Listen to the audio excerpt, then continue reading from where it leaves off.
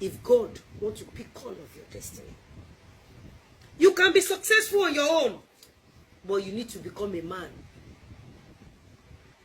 Everything your family will be taken from you. Second, your marriage will be taken from you, except if God smiles at your destiny. Number 3, your friends will be taken away from you. Your peace will be taken from you. Sleep will be taken from you. As a very hardworking woman, we don't sleep. We think 24/7 to survive. And we face a lot of challenges in the society.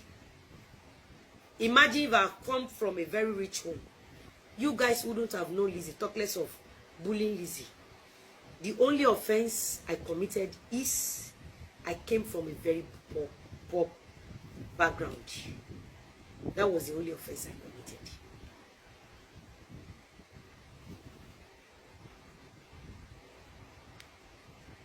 That was the only offense I committed. Second degree offense I committed.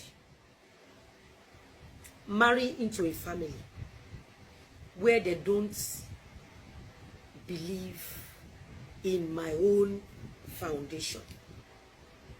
I have to pull out again and start from all over. And I have this determination that I have to be successful.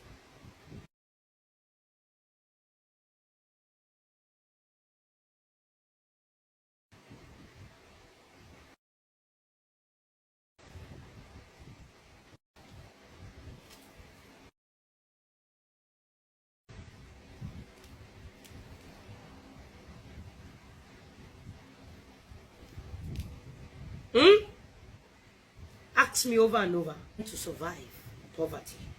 Sweetheart. I understand where he was coming from. Ẹ má gbàgbé pé mi ti gbé lóòdù tèmi.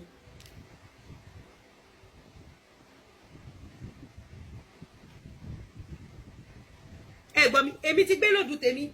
Ó ti níye income tèmi. Ó dẹ̀ ti níye tí mò ń ná every day. Mi ò wá lè fẹ́ ọkọ. Even kí ọkọ mi jẹ́ Dangote, I cannot expect my husband to carry my load because my load is on high side already before my marriage. You don't understand? Rich man Golden. Ẹrù tèmi. Ìwúwo tẹ́lẹ̀ kí n tó ṣègbéyàwó. Ṣé bàbá oníbàbá tó jẹ́ pé ẹ̀gbọ́n òwú lásán lẹ́rù ẹ̀ ṣóhun ni mo fẹ́ gbé tó yẹ kó máa sọ fún àwọn ọ̀dọ́. But it's all about comparison. Do what? To enjoy. Chioma destiny is different from Lizzy Anjorin's destiny. Chioma is enjoying her own life. Lizzy Anjorin is enjoying her own life. Stop comparing from where to where. Chioma, can I start? Chioma's in-law, they accepted her among the thousands of the women. Apart from accepting her, everything owned by Davido automatically becomes Chioma. Either she graduated or not, she has. Ebi yẹn ló jí slang wa òtítọ́ la gbé dání. Ó máa ṣe kò ṣe ní má ṣe. Wọ́n máa sanwó iṣẹ́ wọn tán. Àyàm tí wá tọ́pẹ́.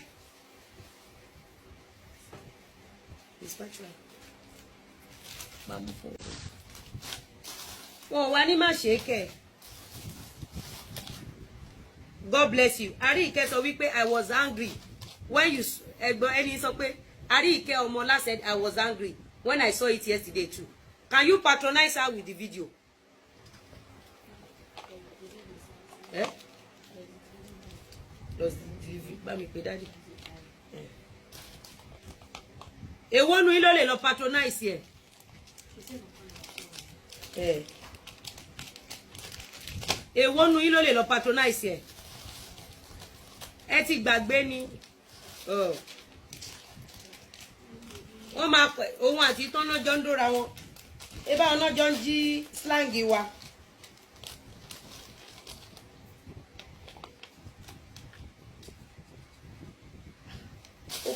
Okay, open skin guard. Ọlọ́ máa bá mi ṣe skin guard báyìí.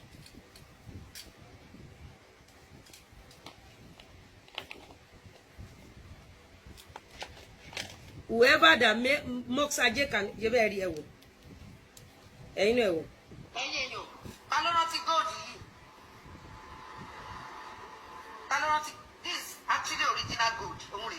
Ẹ ti lè rí ni. Ńgbà tí àwọn China tó fẹ́ ṣe costume, wọ́n wá ṣe earring round. Ẹ̀yin yo. Ó ṣáà rí pé kò sí kankan nu yín tó mock mi tó bàtà ẹsẹ̀. Ẹ ní tó.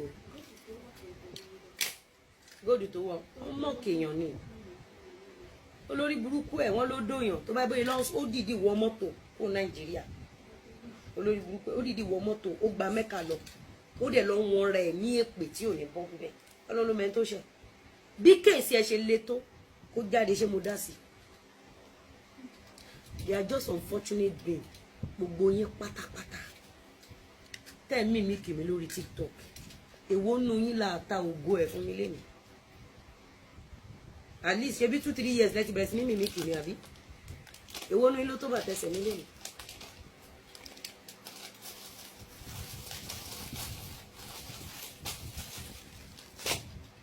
Coming from ẹni tán ló dóyàn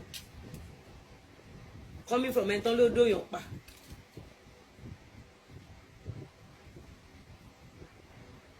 tán bá ṣe fẹ́ lòmíì níjọ́ tí wọ́n ń dàgà àṣàbí ọlọ́ṣẹ èmi àtàṣọ bí ọlọ́ṣẹ ò kí ń sọ̀rọ̀ mo mọ̀ títọ́ mo dẹ̀ gbọ́dọ̀ sọ mo mọ̀ títọ́ I contributed the little in a positive way kí n wá rí pọ́n bú àṣàbí ọlọ́ṣẹ kí n lọ́wọ́ ní àṣàbí ọlọ́ṣẹ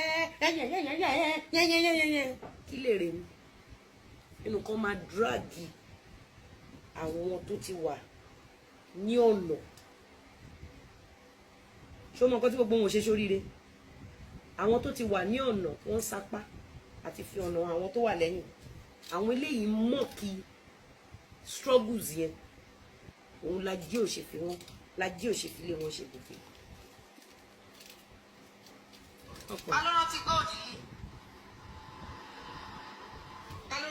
Èmi àti a kì í ṣọ̀tá tẹ́lẹ̀ automatically ó sọ̀rọ̀ ẹ̀ di ọ̀tá mi. Ìwọ àtàwọn kan kì í ṣe ọ̀tá tẹ́lẹ̀ automatically ó ti sọ ara ẹ̀ di ọ̀tá àwọn èèyàn kan látàrí ìwà ìbàjẹ́ tó wà nínú ẹ̀jẹ̀ ìlú yìí tó ṣe yìí èpè tó lọ ṣẹ́ ní Mẹ́kà ó ti ń jà ẹ́ already torí èdì lélẹ́yìí fún ẹ èdì lélẹ́yìí fún ẹ ó mọyì àwọn ọ̀yá wa tí mo bá nídìí iṣẹ́ aṣọ orí mi kí n mímí kí wọ́n rí orí mi kí ní kí wọ́n máa ṣe comparison pẹ̀lú mi àti wọ́n rí láyé sáàbàdà tó bá fẹ́ gòkè ọ̀la wàá ṣèbà wọn tó bá níwájú wọ́n lówó wọn lówó wàá ṣèbà wọn wàá fi ọwọ́ síbi tọ́wọ́ ń gbé the moment you cross your lane you are a goner ó bó ṣe sọ́rọ̀ ẹ̀dọ̀ tábì olórí burúkú tó dẹ̀ ń gbèjà àwáyé má ṣe rere tó ń gbèjà nǹkan tó fẹ́ achieve náà ni wípé bó ṣe ń tajà yẹn àbúrò pé bọ́n ṣe gbé story pé bọ̀bọ́ yẹn ń do ẹrù kó ṣẹ̀yìn ẹ̀ ní kó ṣẹ̀yìn ẹ̀ kó lè wá jàjẹkún ìyà kó lè bá wà rẹ́gísítà kó dó bọ̀bọ́ yẹn